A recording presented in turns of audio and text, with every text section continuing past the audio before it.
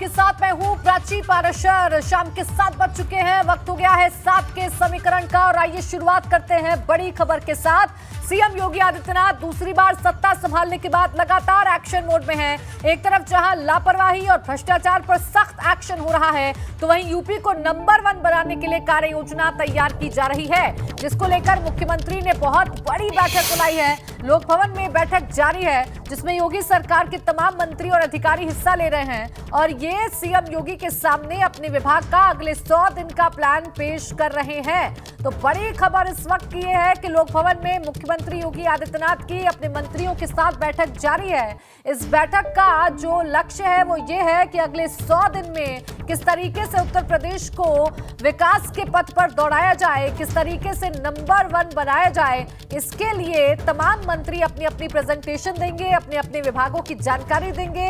हर मंत्री को ये बताना होगा कि अगले 100 दिन में उनका जो मंत्रालय है वो क्या क्या नए काम करेगा, जनता के लिए क्या क्या नए काम होंगे।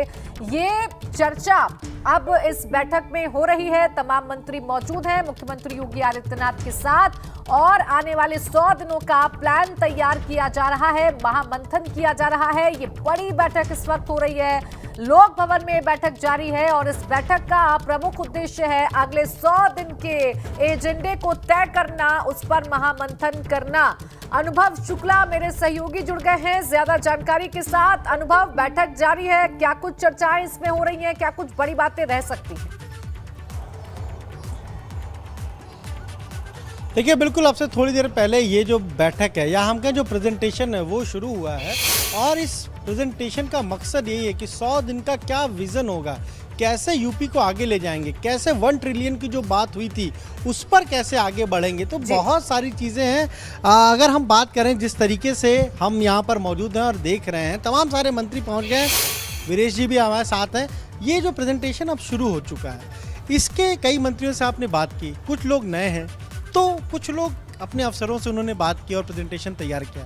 लेकिन जो 100 दिन का एजेंडा है उसमें क्या लग रहा है, किस तरीके से कुछ मंत्रियों को जब आपने बात को लग रहा था कि वो कुछ प्रेजेंटेशन में कह पाएंगे? मंत्रियों से बात हुई तो बहुत सारे ऐसे मंत्री, हम कह सकते हैं कि 95% मंत्री जो हैं वो बहुत घबराए हुए थे। उन्हें लग रहा था योगी आदित्यनाथ के सामने जाएंगे, कैसा प्रेजेंटेशन होगा, कैसे प्रस्तुतिकरण करेंगे, क्योंकि मंत्री तो बन गए हैं। लेकिन उनके पीछे संबल के तौर पर अपर मुख्य सचिव और प्रमुख सचिव जैसे जो अधिकारी हैं जिनके पास 35 साल 30 साल का अनुभव है, वो सारे लोग आज बहुत सारे ऐसे मंत्रियों को ऐसा पढ़ाया, प्रमुख सचिवों ने अपने विभाग के बारे में जानकारी दी। सवेरे 10 बजे से क्लास शुरू हुई और अभी तक बाबा की क्लास से पहले तक वो क्लास चलती रही। कई तो आनंद फानंद में पहुंचे और कई तो अभी पहुंच रहे हैं जब मैं बात कर रहा हूं। उसमें माध्यमिक शिक्षा की मंत्री गुलाब देवी पहुंची हैं, आराधना शुक्ला अभी पहुंची हैं। बहुत सारे ऐसे मंत्री हैं जो 10 मिनट पहले पहुंचे हैं, राकेश सचान पहुंचे हैं।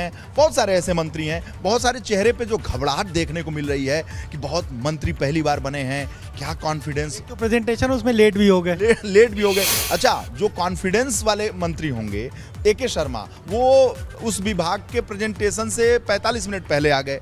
बहुत सारे लोग प्रेजेंटेशन में, बहुत सारे ऐसे मंत्री हैं जो पहले मंत्री रह चुके हैं, विभाग पे अपना उनका पकड़ है और उनको वही विभाग भी मिला है, तो बहुत ही आत्मविश्वास, जैसे सूर्य प्रताप शाही, सुरेश खन्ना लग रहा था कि खेल रहे हैं। स्वतंत्र देव सिंह पार्टी के प्रदेश अध्यक्ष और मंत्री, लेकिन वो बस सबसे दुआ सलाम, जब हम पूछें तो कहें चलिए चाय पीजिए। जैसे डिप्टी सीएम ब्रजेश पाठक जो मीडिया के बहुत ही सेवी हैं, बहुत ने पूछा लेकिन कोई जवाब नहीं दिया। बहुत जब से मंत्री बने तब से आपका आभार। मैंने ये भी कहा मंत्री जैसे कि भाई जब से आप मंत्री बने हैं आपके आभार से मैं भार में दब गया हूँ। तो हंसते हुए बोले कि आपसे ज्ञान लूंगा फिर बताऊंगा। तो ये सब चीज़ें हैं, बहुत भार। लेकिन बहुत सारे जो मंत्री हैं उनका डर ये बता रहा था कि मुख्यमंत्री योगी आदित्यनाथ के सामने, यानी एक हेडमास्टर के सामने जब आप जा रहे हैं, एक टफ टास्क मास्टर के सामने जा रहे हैं, तो जो प्रस्तुतिकरण है उसमें कहीं भी लैकनेस नहीं होना चाहिए, क्योंकि मुख्यमंत्री 5 साल रह चुके हैं और 24 घंटे काम करने वाले मुख्यमंत्री हैं। इसलिए हर विभाग पे उनकी नज़र है। बहुत सारे ऐसे विभाग को उन्होंने संभाला है कि मंत्री ढक्कन और सचिव और प्रमुख सचिव और एसीएस के द्वारा उन्होंने विभाग पूरा चला दिया, तो उनको हर विभाग पे जानकारी है। इसलिए ये जो प्रेजेंटेशन है उत्तर प्रदेश के लिहाज से, योगी सरकार के लिहाज से बहुत महत्वपूर्ण प्रेजेंटेशन है, प्रस्तुतिकरण है। और मैं कह सकता हूं कि जब से शपथ ग्रहण लिया गया है उसके बाद से ये सबसे बड़ी मीटिंग एक कह सकते हैं अपने विभाग के लिए। एक शपथ ग्रहण के दिन हुई थी, सबको बुलाया था और तब भी यही कहा था 100 दिन का टास्क दिया था। और अब प्रेजेंटेशन, यानी आज जो चीफ सेक्रेटरी प्रेजेंटेशन देंगे, अब जब भी प्रेजेंटेशन होगा तो मंत्री उसी तरीके से प्रेजेंटेशन देंगे। अब मंत्रियों को पढ़ लेना होगा। जो आज उन्होंने 10 बजे की क्लास शुरू की थी, सबका स्वागत हो गया, सब अपने अपने क्षेत्रों में जाकर माला, फूल माला, मंच सब संभाल लिए। अब ये जो सरकार है बदली हुई सरकार है, तो बदली हुई सरकार में आपको अपने विभाग पे पकड़ रहनी चाहिए, क्योंकि इसकी भी समीक्षा है। 3 महीने पे समीक्षा है, 6 महीने पे समीक्षा है, 1 साल पे समीक्षा है। सब कुछ सही रहा तो बने रहेंगे, नहीं तो चले जाएंगे। 24 का लोकसभा चुनाव, हाँ, 24 के लोकसभा चुनाव से पहले एक रिसफल होगा।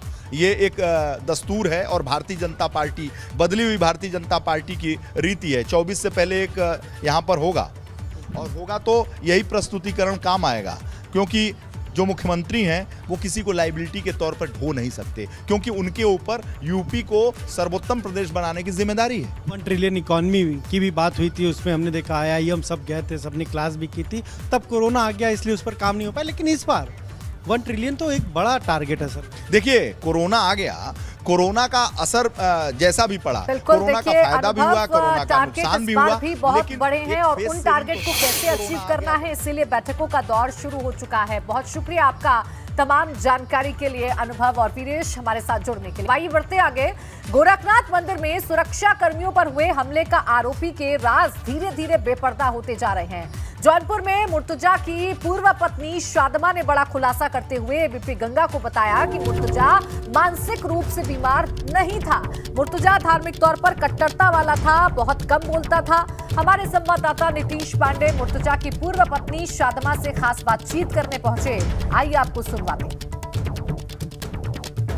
इस वक्त हम जौनपुर के तारापुर स्थित मकान में मौजूद हैं और आप देखिए, यही वो मकान है जहां पर एटीएस पहुंची थी मुर्तजा की पहली पत्नी, और जो इस मकान में हैं वो हमारे साथ मौजूद भी हैं। हालांकि खुलकर ये सामने नहीं आना चाहती, लेकिन हम इनसे बातचीत का प्रयास करेंगे। हम एक चीज़ जानना चाहेंगे, एटीएस यहाँ आई थी, क्या पूछताछ की? उन्होंने कुछ नहीं, बस हमसे पहले का पूछा क्या था, वो कैसा था, उसके बारे में हमें कुछ पता है कि नहीं। उन्होंने ज़्यादा कुछ नहीं हमसे पूछा। हम आपसे जानना चाहेंगे कि मुर्तजा से आपका जो अलगाव हुआ, क्या वजह थी, कैसा व्यवहार जानना चाहेंगे, कैसा व्यवहार? रिजर्व रहता था, बहुत कम बोलने वाला इंसान था। मेरी नॉर्मली उससे ज़्यादातर बातचीत नहीं होती थी, क्योंकि उसकी मम्मी को नहीं पसंद था। थॉट अलग की बात आप कर रहे थे, उसके थॉट कहाँ से अलग थे, किस तरह का? मेरा मिजाज थोड़ा आज़ाद है, हम थोड़ी फ्रीडम चाहते हैं चीज़ों में, वो लोग उतना नहीं थे ऐसे। उन लोग को पर्दा या ये सब चीज़ें उन लोग करते थे, हमारे यहाँ उतना ज़्यादा माहौल नहीं था। अच्छा, मुर्तजा के बारे में जानना चाहेंगे, मुर्तजा क्या चाहता था? मुर्तजा चूँकि आईटी का कहे कि एक बंदा था, और लैपटॉप पर कितने देर काम करता था? जैसे लैपटॉप का बहुत ज़्यादा हम नहीं कह सकते, क्योंकि हमें नहीं मालूम उसके बारे में इतना, क्योंकि वो नॉर्मली सुबह जब जाता था 6 बजे, शाम में ऑफिस से 7 बजे आता था, और उनकी मम्मी का कहना था तुम्हें 12 बजे से पहले रूम में नहीं जाना है। यानी अपनी पत्नी से भी बहुत ज़्यादा दूरियां बनाकर और बहुत सारी चीज़ें छिपाने का प्रयास किया जा सकता था। हम इसको अब हमें ये सब चीज़ें पता नहीं थी, अभी पता चली है जो भी चीज़ें हैं। हम उसके बारे में ज़्यादा नहीं जानते, क्योंकि वो बहुत रिजर्व रहता था। वो मेरी फैमिली वालों से कभी बात नहीं करता था, मेरे घर वालों को हम कहते थे फ़ोन कर लो, कभी नहीं करता था वो। तो ये मुर्तजा की पूर्व पत्नी, और एबीपी गंगा से बातचीत में उन्होंने कहा कि इनके साथ भी कट्टरपंथ और कट्टरपंथी का व्यवहार हो रहा था। हालांकि शुरुआती दौर था और ये उन चीज़ों को समझ नहीं पाई।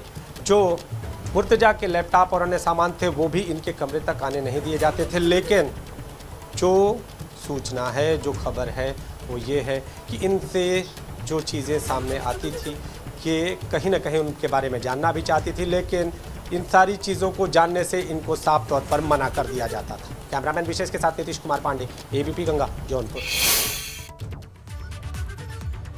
तो गोरखपुर में हमले की जांच में नई जानकारी सामने आ गई है। यूपी एटीएस और एसटीएफ की जांच अब मेहमान पर अटकी हुई है।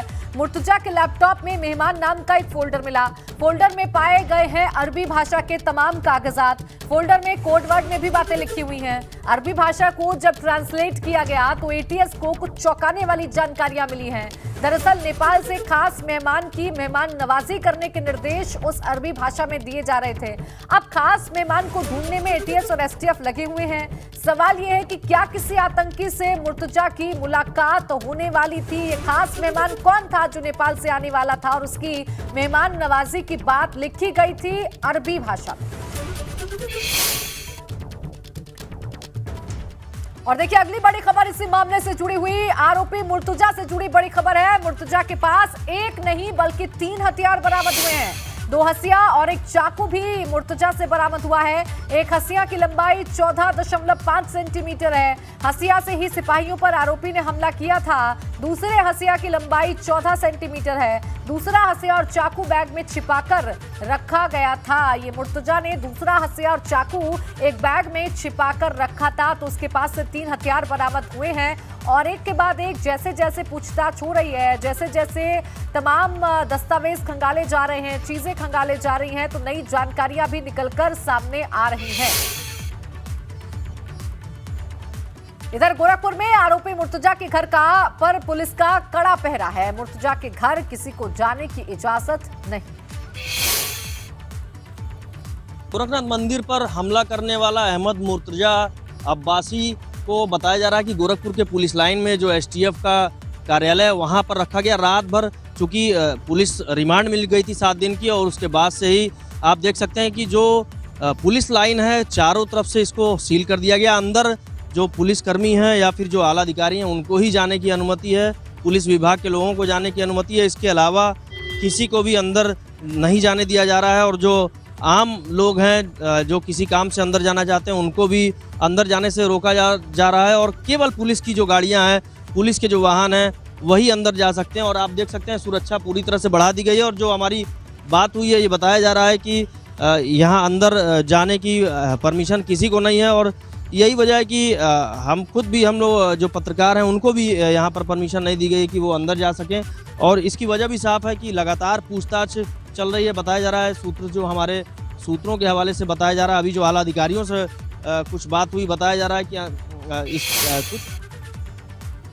और अब बात करते हैं एमएलसी चुनाव की। विधानसभा में प्रचंड बहुमत के साथ जीत हासिल करने के बाद अब भाजपा ने विधान परिषद चुनाव में भी बड़ी जीत के लिए अपनी तैयारी तेज कर दी है। भाजपा के 9 प्रत्याशियों का निर्विरोध चुना जाना तय हो गया है, जिसके बाद 27 सीटों के लिए 9 अप्रैल को मतदान होना है। और इसके लिए भाजपा ने अपने वोटर्स को 3 श्रेणी में बांट दिया है, जहां भाजपा मुख्यालय में बने कंट्रोल रूम से हर मतदाता से संपर्क किया जा रहा है और फोन पर मिले फीडबैक के आधार पर इन्हें 3 श्रेणियों में बांटा जा रहा है। जो मतदाता भाजपा के फिक्स वोटर हैं उन्हें A कैटेगरी में रखा जा रहा है। जो आने पर तय करेंगे कि उन्हें किसे वोट देना है, जो चुनाव आने पर वोट तय करेंगे तो उन्हें B कैटेगरी में रखा जा रहा है। और जो भाजपा को वोट नहीं देने की बात कर रहे हैं उन्हें C कैटेगरी में रखा जा रहा है। साफ है कि भाजपा ने एमएलसी चुनाव के लिए मजबूत रणनीति बनाई है और 365 दिन चुनावी मोड में रहने वाली पार्टी विधान परिषद चुनाव के लिए बिल्कुल भी कोताही नहीं बरत रही। विधानसभा चुनाव में प्रचंड बहुमत से वापसी के बाद अब भारतीय जनता पार्टी ने परिषद के चुनाव को लेकर अपनी पूरी ताकत झोंक दी है और लक्ष्य है 36 की 36 सीटों को हासिल करना। हालांकि इसमें से 9 सीटें पहले ही निर्विरोध निर्वाचित हो चुकी हैं, भाजपा प्रत्याशी के पक्ष में दिख रही हैं। बाकी सीटों के लिए जो चुनाव होंगे उसे लेकर भी भारतीय जनता पार्टी ने खास रणनीति तैयार की है, जिसके तहत अपने वोटर्स को 3 अलग अलग श्रेणी में बांटा है। और इन लोगों से जो मतदाता हैं इस चुनाव के, उनसे लगातार पार्टी संपर्क कर रही है कंट्रोल रूम के माध्यम से। और इसके माध्यम से कोशिश यही कि कैसे सारी सीटें जो है वो भारतीय जनता पार्टी के पक्ष में आए। कैमरा सहयोगी हरिओम के साथ शैलेश अरोरा, एबीपी गंगा, लखनऊ। यूपी में लगातार अधिकारियों पर एक्शन लिया जा रहा है। पिछले कुछ दिनों में कई अधिकारियों पर भ्रष्टाचार की शिकायतों को लेकर गाज गिर चुकी है। औरैया के डीएम पर कार्रवाई के बाद भाजपा सांसद रामशंकर कठेरिया ने इटावा की डीएम श्रुति सिंह की भी जांच कराए जाने की मांग की है। इसको लेकर एबीपी गंगा संवाददाता अविनाश तिवारी ने भाजपा सांसद रामशंकर कठेरिया से खास बातचीत की है। आइए आपको सुनवाते हैं। प्रदेश सरकार लगातार भ्रष्ट अधिकारियों के खिलाफ कार्रवाई कर रही है। पहले सोनभद्र के डीएम, फिर औरैया के डीएम। इसी को लेकर एक ट्वीट किया है इटावा के सांसद रमाशंकर कठेरिया ने। हमारे साथ बातचीत के लिए मौजूद हैं। सर, कल आपने ट्वीट किया था कि औरैया के जीएल अधिकारी को सस्पेंड कर दिया गया है, इटावा के भी जिलाधिकारी की जाँच होनी चाहिए। नहीं, औरैया के जिलाधिकारी की शिकायतें थी और उस पर बहुत सारे लोगों ने उनकी शिकायतें सरकार को भेजी थी। उत्तर प्रदेश सरकार ने अच्छा निर्णय किया है और उनकी जांच में दोषी पाए गए, उसके बाद उनको सस्पेंड किया है। मैंने ये ज़रूर कहा है कि हमारे इटावा में भी इसी तरह जांच होनी चाहिए। यूपी में भ्रष्टाचार अधिकारियों की शामत आ गई है। कल औरैया के डीएम सुनील वर्मा को सस्पेंड किया गया था और आज सुबह से ही आईएएस सुनील वर्मा के करीबियों पर विजिलेंस ने छापेमारी शुरू कर दी है। आईएएस सुनील वर्मा पर भ्रष्टाचार के आरोप लगे हैं और इसी वजह से उन्हें सस्पेंड करते हुए विजिलेंस को जांच सौंप दी गई है।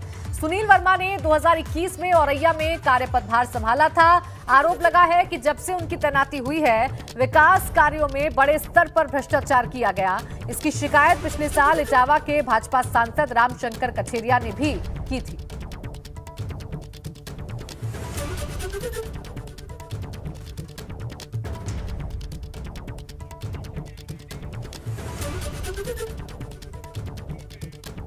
बात अब मुरादाबाद की कर लेंगे, जहां हिंदू नववर्ष पर संघ कार्यकर्ताओं का स्वागत करने की वजह से एक मुस्लिम डॉक्टर का इलाके में बहिष्कार शुरू हो गया है। गांव के एक शख्स ने डॉक्टर के खिलाफ इलाके में पर्चे बांट दिए कि सभी मुसलमान भाई इस डॉक्टर का बहिष्कार करें और साथ ही पर्चे पर यह भी लिख दिया है कि जो भी डॉक्टर की हत्या करेगा उसे 1 लाख रुपए का इनाम दिया जाएगा। अब इस तरह के पर्चे मस्जिद में भी बांट दिए गए, जिसमें धमकी दी गई है कि संघ कार्यकर्ताओं का स्वागत करने वाले मुस्लिम डॉक्टर को मस्जिद में प्रवेश ना दिया जाए। वहीं इस तरह से पर्चे बंटने की वजह से पीड़ित डॉक्टर मोहम्मद नाजिम भारती अब बेहद डरे हुए हैं।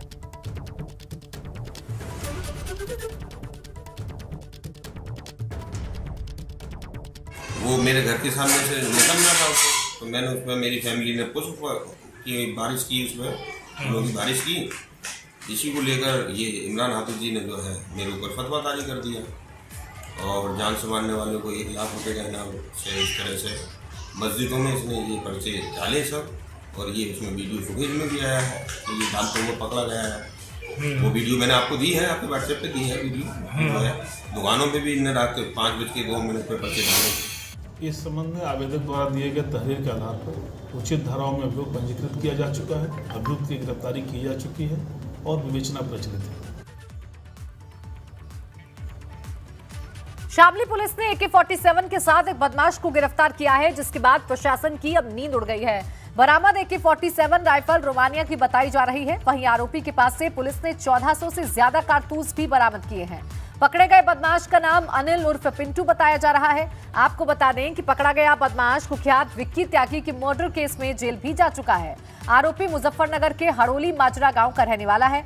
मेरठ में 11 मार्च को सरदार वल्लभ भाई पटेल कृषि यूनिवर्सिटी के डीन राजवीर सिंह पर जानलेवा हमला हुआ था, जिसके तार इस मामले से भी जुड़े होने के कयास लगाए जा रहे हैं।